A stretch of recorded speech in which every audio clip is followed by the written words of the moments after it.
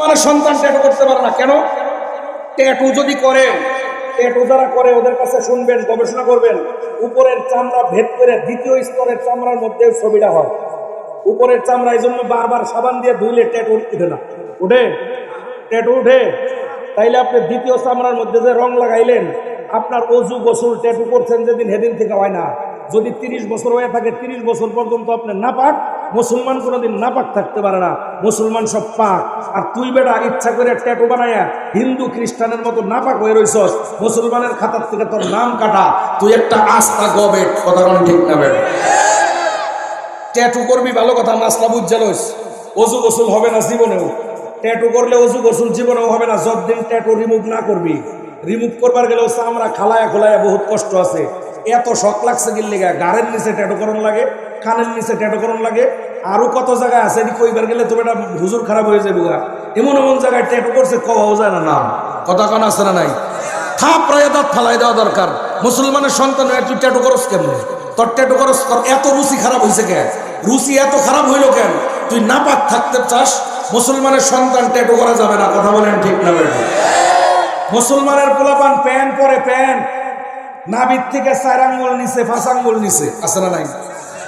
মসজিদে একদিন নামাজ পড়তে গেছি, ইমাম সাহেব তো নামাজ পড়াইতে গেছি, জোহর দেরি হয়ে যাইতেছে রে ভাই, কথা না এদিকে যান না, আমার দিকে আমি যাই। কমনি ওই যে যাইতেছে গা, পরে আমার টেকা যাইব গা। আচ্ছা বসেন, দাঁড়ান, কইতে আছে কথা যেহেতু আইসাই পড়ছে কই এই দিক। মসজিদে নামাজ পড়তে গেছি, জোহরের নামাজ 7 মিনিট বাকি। 7 মিনিটের মধ্যে 4 রাকাত সুন্নত করুন, তাড়াতাড়ি করে গেছি। ইমাম সাহেব তো নামাজের জায়গা খুঁজতেছি, মাঝখানে মসজিদে কোনোখানে পাই না, সব জায়গায় মানুষ খারানো। পিলার খুঁজতেছি আর কি, পিলারের পিছে খারানো, সব পিলারে মানুষ। বাধ্য হয়ে বারান্দায় এসে একটার পিছে খারাইছে। আমি যে নামাজে খারাইছি, সামনের ওই বেটা কেমনে যিনি বসছে যুবক, এই বেটা রুকু সেজদা বন্ধ করেছে।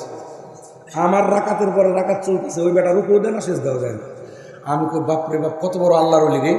আমার 4 রাকাত শেষ, ওর 1 রাকাত সে খাড়ায় রয়েছে, তো রয়েছে না জানি সূরা বাকারা পড়তে আছে। এখন আমার তো নামাজ শেষ, নামাজের টাইম হয়ে গেছে। ইমাম সাহেব নামাজ পড়াইতে না টাইম মতো, ইমাম সাহেব টাইম মতো নামাজ না পড়াইলে আর এক বিপদ। তাড়াতাড়ি গেছে নামাজ পড়াইতে, নামাজ টামাজ শেষ করে আমার দান্দা ওর ধরল। আমি খুঁজতে খুঁজতে ওর মসজিদে নামাজ শেষ করে মনোযোগ দেওয়ার পাই না। সুন্নত কিন্তু আমি এখনো পড়ি নাই, পরে আগে ধরে লই। আমি ভিতরের থেকে বাইরে আইতে বারান্দায় দিয়ে ওর সুন্নত শেষ, 2 রাকাত এদিকে দিয়ে দৌড় পড়ছে। হ্যাঁ খারাপ সল্লোক আমার কথা আছে, মাপ চাই, শরম দিয়ে না। তো যখন একটা মানুষ কয় মাপ চাই, শরম দিয়ে না, কিছু পাওয়া যায় আমার। আচ্ছা ঠিক আছে, যা মনের কৌতূহল মনের মধ্যে চাপা দিয়ে ছেড়ে দিলাম। কিন্তু পরে ছাইড়ে দেওয়ার 3 সেকেন্ডের মধ্যে ওর প্রশ্ন আমি পেয়ে গেছি। ও যে বাক্সের মধ্যে জুতা রাখছে, জুতা নেওয়ার লেগে যে নিচে হয়েছে, রুকুর মতো হয়েছে, মাশাআল্লাহ। দেখি গেঞ্জি তো পড়ছে এই পর্যন্ত, আর প্যান্ট তো পড়ছে এই পর্যন্ত, এই চিটিং ফাঁক। আমি বুঝলাম ও কিল্লিকে রুকু দেয় নাই, সেজদা দেয় নাই। যদি আমার সামনে রুকু সেজদা দিত, তাহলে পাহাড়ের গিরিখাতের আশপাশের বনাঞ্চল সহ সব দেখা যাইত। এই জন্য ও আর সেজদায় দেয় নাই, পিছনে বুঝছে হুজুর আছে, সেজদা দিয়ে বাদ দিচ্ছে। এই যুবক, এমন জায়গায় প্যান্ট পরছে, ইন্ডিয়ার বর্ডার ক্রস করে বা কাঁটাতারের বেড়া দেখা যায়, কথা ঠিক না? এই মুসলমানের সন্তান, হাফ প্যান্ট পরে রাস্তা দিয়ে ঘুরো, তোমার লজ্জা থাকা দরকার। একজন মুসলমানের সন্তান মুসলমানের সন্তান না বুঝে নামাজ কাজা করছে, বুঝে আসলে নামাজ পড়বে, বুঝে আসে না রোজা করে নাই করবে। কিন্তু তুমি দায়েমি ফরজ, একজন মুসলমানের হাড় থেকে নাভি পর্যন্ত ঢাইকে রাখা 24 ঘন্টা, ঘুমের ভিতরেও যদি এই জায়গা খালি থাকে ইচ্ছাকৃত, তাহলে গুনাহ হবে।